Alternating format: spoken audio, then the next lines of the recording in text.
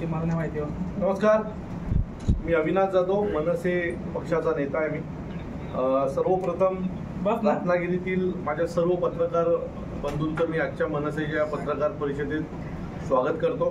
आणि तुम्ही आज तुमचा जो काही व्यस्त वेळ आहे, आज खरी तर राणे साहेबांनी फॉर्म भरला, अनेक गडबडी रत्नागिरीत सुरू असताना देखील तुम्ही एवढ्या सगळ्या मोठ्या संख्येने इथे आलात, त्याबद्दल तुमचे मनापासून आभार. मुळात आज कोकणात येण्याचं मुख्य कारण तुम्हाला सगळ्यांना माहिती आहे की लोकसभा निवडणुकीची धामधूम कोकणामध्ये जोरदार सुरू झालेली आहे. आणि 9 एप्रिलला जी आमची महाराष्ट्र नवनिर्माण सेनेची पाडव्याची जी सभा झाली, त्या सभेमध्ये सन्माननीय राजसाहेबांनी महाविकास आघाडी महायुतीला आम्ही पाठिंबा दिला. आणि त्याच्यानंतर आमच्या सर्व सहकार्यांनी त्या भागातील भारतीय जनता पक्ष असेल, शिवसेना असेल, राष्ट्रवादी असेल, त्या भागातील सर्वच तिथल्या उमेदवारांना पाठिंबा देऊन त्यांच्या प्रचारात सहभाग घ्यायला सुरुवात केली. आज राणे साहेबांनी फॉर्म भरला. आज आम्ही रत्नागिरीत बैठक घेऊन पूर्ण ताकदीने ही निवडणूक राणे साहेबांच्या पाठी ताकदीने उभी राहून महाराष्ट्र नवनिर्माण सेना लढणार आहे. त्यांना ज्या पद्धतीने मनसेची मदत लागणार आहे, आम्ही सर्वोपरी राणे साहेबांसाठी ते प्रयत्न करणार आहोत.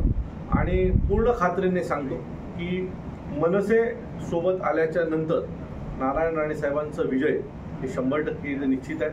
आमचे सर्वच महाराष्ट्र सैनिक पूर्ण ताकदीनं रस्त्यावर उतरतील, गावागावात बैठका घेतील आणि भारतीय जनता पक्षाचे उमेदवार नारायण राणे साहेब यांना निवडून आणण्याचा प्रामाणिक प्रयत्न करतील. तुम्हाला काय प्रश्न? कुठला? रायगडचा. दोन्ही उमेदवारांना, महायुतीच्या दोन्ही उमेदवारांना आमचा पाठिंबा आहे. हे बघा, राजसाहेबांनी सांगितल्याच्या नंतर आमच्यासाठी वेगळं काय नाहीये. तो रायगडचा उमेदवार असो, कोकणातला उमेदवार असो, ठाण्यातला उमेदवार असो, पालघरचा असो किंवा धुळ्याचा असो, आमच्या सर्व महायुतीतल्या उमेदवारांना आमचा पाठिंबा आहे. आणि तिथे आमच्या लोकांनी काम सुरू देखील केलेलं आहे. कार्यकर्त्यांवर गुन्हे दाखल केले गेले, त्यांना पोलीस स्टेशनला नेलं गेलं, 300 अॅट्रॉसिटी केले. कार्यकर्ते जे सफर करतात एखाद्या ह्याच्यात त्या काळात, त्यांची मानसिक स्थिती तशी असू शकते का काम करण्याची? मी पण एक कार्यकर्ता आहे आणि माझ्यावरही असे गुन्हे दाखल झालेले आहेत. माझं असं मत आहे की पुढे जायचं की नाही, पॉलिटिकली आम्हाला पुढे जायचं की नाही, की मागच्या सगळ्या आठवणींमध्ये जगायचं. सो ज्या काही गोष्टी झाल्या त्या विसरून आदरणीय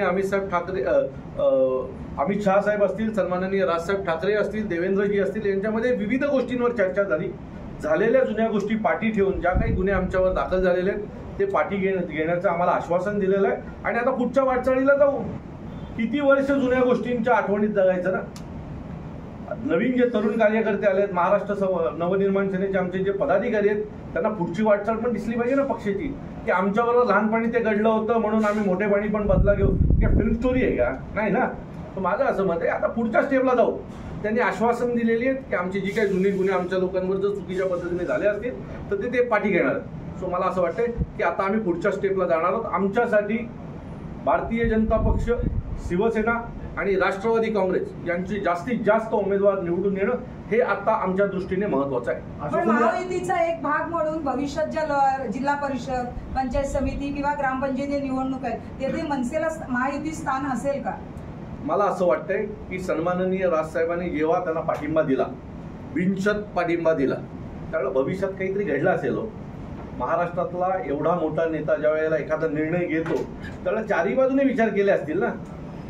सो मला असं वाटते की सन्माननीय राजसाहेबांनी महाराष्ट्र सैनिकांच्या भविष्याचा विचार करून हा निर्णय घेतला असेल. आणि सन्माननीय राजसाहेबांनी एखादा निर्णय घेतला की आमच्यासाठी तो अंतिम असतो. हे साहेबांनी निर्णय घेतला इसको ठीक आहे, पण समजा एखादा कार्यकर्ता असेल, समजा वैभव खेडेकर असतील की त्या जेलमध्ये टाकलं होतं, ते खरोखर मदत त्या प्रत्यक्ष निवडणुकीमध्ये त्याला खरंच मदत करतील का? नाही करणार. मला पण जेलला टाकलं होतं. पण टार्गेट करून टाकणं, मलाही जेलला पाठवण्यात आलं होतं आणि टार्गेट करून मी हायकोर्टाला पटवून दिलं होतं की हा माझ्यावर असलेला गुन्हा खोटा आहे. परंतु शेवटी पक्ष एक भूमिका असते ना. आता तुम्ही कुठल्या तरी पेपरचे पत्रकार असाल, कधीतरी तुम्हाला तुमची भूमिका वेगळी असते, आणि तुमच्या संपादकांकडनं एक वेगळी लाईन आलेली असते, ती चालवता ना तुम्ही, सोडता का? नाही नाही माझ्यावर ते झालं होतं म्हणून मी सोडणं, असं करता का? नाही ना. तसं आमचं पण आहे हो. आम्ही पक्ष आदेशावर जगणारी माणसं आहोत. त्यामुळे जो पक्ष आदेश आहे त्याच्यावर पुढे जाणार. आमच्यावर जे काही घडले तसं अनेक गोष्टी राजसाहेबांवर पण घडल्यात, ते पण विसरले ना त्यांच्यावर घडलेल्या गोष्टी. सो आम्ही तर खूप छोटे आहोत त्यांच्यासमोर, आम्ही पुढे जाणार. सर, राष्ट्रवादीचे जिल्हाध्यक्ष बाबाजी जाधव यांनी मुलाखतीत सांगितलं होतं, दापोली मतदारसंघात वैभव खेडेकरांचं नाव भविष्यात येऊ शकतं. तशी का नाही येऊ शकणार? माझं असं मत आहे की आत्ता निवडणूक लोकसभेची ही होऊ द्या, त्याच्यानंतर आम्हाला वैभव खेडेकर आमदार झालेला आवडणार आहे की नाही? तर आवडणार आहे. सो माझं मत आहे ही पुढची स्टेप आहे. पहिली एक स्टेप कंप्लीट करू द्या आम्हाला. लोकसभेची निवडणूक आहे ना, तो लोकसभेची निवडणूक पुढे जाऊ द्या. मग 100% विधानसभेला महाराष्ट्र नवनिर्माण सेनेचे जास्तीत जास्त आमदार तुम्हाला निवडून आलेले दिसतील. आता सध्या तुम्हाला रिस्पॉन्स कसा मिळतोय, जे तुमचे नवे मित्र पक्ष झालेत सध्या अलीकडेच? आम्हाला सगळ्यांकडनं उत्तम रिस्पॉन्स आहे. आमच्या प्रत्येक राजसाहेबांच्या सभेनंतर आम्हाला जिथे ज्या पक्षाचा उमेदवार आहे त्यांनी आमच्या तिथल्या शाखा अध्यक्ष असतील, आमचे तालुका अध्यक्ष असतील, उपतालुका अध्यक्ष असतील, यांच्याशी संपर्क करून मान सन्मानाने बैठकांना बोलवलं जात आहे, प्रचाराला बोलवलं जात आहे. आणि आमची लोक देखील त्या पद्धतीने त्यांना रिस्पॉन्स देऊन पूर्ण ताकदीने राजसाहेबांच्या आदेशाचं पालन करत आहेत. काल बैठक झाली मुंबईमध्ये, काय नेमकं त्याच्यामध्ये ठरलं, काय सांगण्यात आलं? मला काल मुंबई कुठल्या विषयावर? रत्नागिरीची नाही, रायगडची बैठक झाली. रायगडमधील आमच्या काही लोकांचं एक मतप्रवाह असा होता की सन्माननीय राजसाहेबांचा आदेश जो आहे तो आम्ही पाळू, पण मागच्या वेळेला देखील तटकरे साहेबांना आम्ही मदत केली होती. सो निवडणुकीनंतर आम्हाला जसा हवा आहे तसा रिस्पॉन्स त्यांच्याकडनं आला नाही. सो त्याच्यानंतर सन्माननीय राजसाहेबांचं मला वाटतं त्यांच्याशी बोलणं झालेलं आहे. आमचे नितीन सरदेसाई साहेब आहेत, त्यांचं त्यांच्याशी बोलणं झालेलं आहे आणि भविष्यात अशा गोष्टी घडणार नाहीत याचं त्यांनी आम्हाला आश्वासन दिलेलं आहे. त्यामुळे हा विषय आमचा संपलेला आहे. तटकरेंना पूर्ण ताकदीने वैभव खेडेकर आणि सर्व महाराष्ट्र सैनिक मदत करतील. शिवसेनेला म्हणजे शिंदेच्या शिवसेनेला भाजपकडून आता जो अनुभव येतोय लोकसभा निवडणुकीमध्ये, जागाच कमी होत आहेत, जागा काढूनच घेत आहेत, या सगळ्या पार्श्वभूमीवर पुढे मनसे आणि भाजप याची कसे? मला असं वाटतं, मी पुन्हा मगाच्याच मुद्द्यावर येतो, ज्यांनी निर्णय घेतलाय बिनशर्त पाठिंबा द्यायचा त्यांचं नाव राजसाहेब ठाकरे आहे. ठीक आहे. सो त्यांनी या सगळ्या गोष्टींचा विचार जो तुम्ही करताय तो त्यांनी केला नसेल का? तर 100% त्यांनी पण केला असेल ना. जे तुम्हाला कळतंय ते त्यांना पण कळतंय. सो मला असं वाटतं त्यांनी या सगळ्याचा विचार करून निर्णय घेतलेला आहे आणि भविष्यात येणाऱ्या विधानसभेच्या आधी तुम्हाला कळेल सगळ्यांना की सन्माननीय राजसाहेबांनी घेतलेला निर्णय किती योग्य होता. शिवसेना होती, धनुष्यबाण होतं पूर्वीची बाळासाहेबांची, पण आता हा रत्नागिरी सिंधुदुर्ग मतदारसंघ भाजपला गेलाय. 40 वर्षांनी भाजपचं कमळ इथे येते. अशा वेळी कोकणातनं शिवसेना हद्दपार झाली असं तुम्हाला वाटतं? उभाटा काय करणार? उद्धव बाळासाहेब ठाकरे काय करणार? पुंगी वाजवणार की राजसाहेबांच्या नावाने बोंबा मारणार?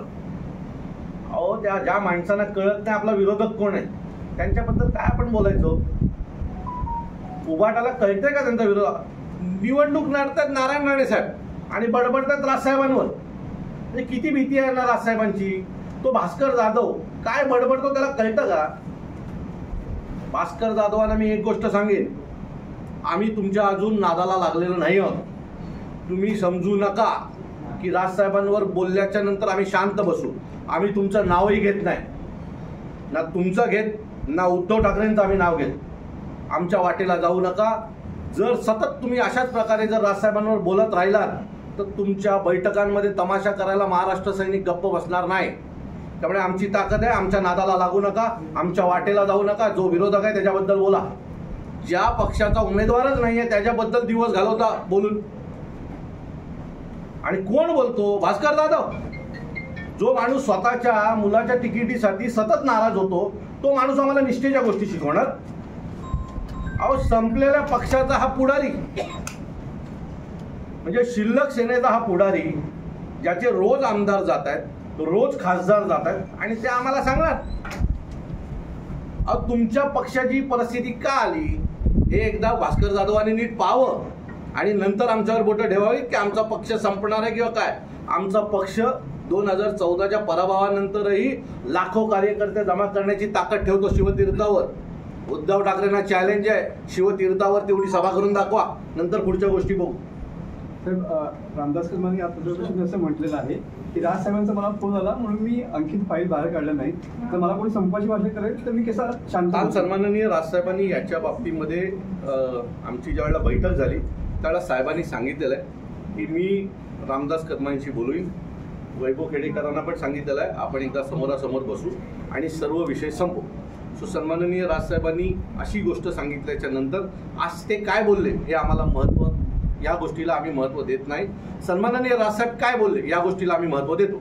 तो साहेबांनी सांगितलं की मी रामदास कदमांना बोलवून घेईन, वैभवला बोलवीन आणि ज्या काय गोष्टी आहेत त्या बसून चर्चा करून त्या गोष्टी संपू. सो सन्माननीय राजसाहेबांनी आम्हाला हा शब्द दिल्याच्या नंतर आज ते काय बोलले हे आमच्यासाठी मायने राखत नाही.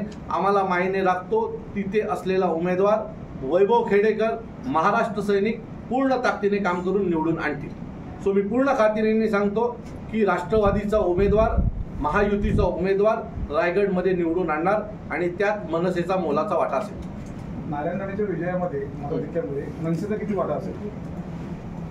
माझं मत आहे की नारायण राणे साहेबांना बहुमताने निवडून आणलं पाहिजे.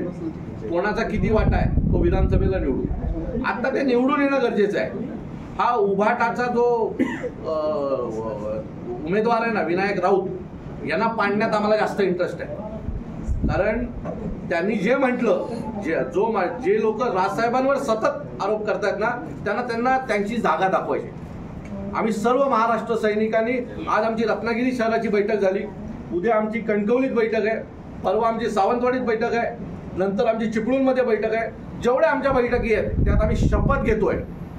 हा जो भास्कर जाधव तो काय बडबडतोय ना राजसाहेबांच्या नावाने, त्याने महाराष्ट्र सैनिक चिडलेला आहे आणि या चिडलेल्या महाराष्ट्र सैनिकांनी शपथ घेतली आहे की जो माणूस आमच्या राजसाहेबांवर आरोप करतोय सतत, ज्यांचा निवडणुकीशी संबंध नाही, साहेबांवर सतत टीका करताय, या वेळेला विनायक राऊतांना पाडून आम्ही त्या प्रश्नाचं उत्तर देऊ. तुम्ही असं बोललात की उभाटा पक्ष संपला आहे, जवळ असं असताना सिंधुदुर्गमध्ये किंवा रत्नागिरी सिंधुदुर्गमध्ये नारायण राणेंनी विनायक राऊत यांच्यात लढत होईल की नारायण राणे ते एकतर्फी विजय होईल? नारायण राणे एकतर्फी विजय होईल. माझा शब्द लक्षात ठेवा. पेढ्याचा बॉक्स पहिला मी तुम्हाला देणार.